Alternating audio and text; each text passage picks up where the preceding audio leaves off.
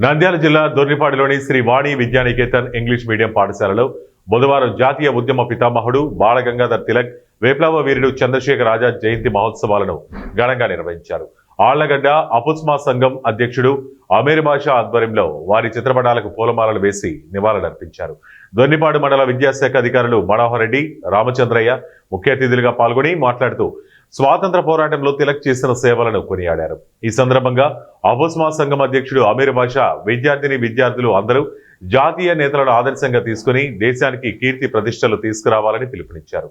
ఈ కార్యక్రమంలో పాఠశాల కరెస్పాండెంట్ జేడీగిరి, ఉపాధ్యాయులు పాల్గొన్నారు.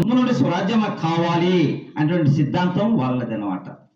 మిగతా వాళ్ళని కొందరు గోపాలకృష్ణ గోఖలే గారు, అది వాళ్ళు ఏదైనా అది పండితుడు, విద్యావేత్త, తర్వాత జర్నలిస్టు, మళ్ళా రచయిత, అట్లా స్వాతంత్ర నేత అంట, ఎన్నో రకాలు. అంటే చాలా ధైర్యవంతుడు ఆయన ఏం చేశాడంటే ఈ యొక్క స్వాతంత్ర పోరాటంలో ఈ రావాలంటే ఏం చేయాలని చెప్పేసి, అప్పుడు ఇంగ్లీష్ భాష ఉన్నది కదా, ఇంగ్లీష్ భాష అనేది ఉన్నది.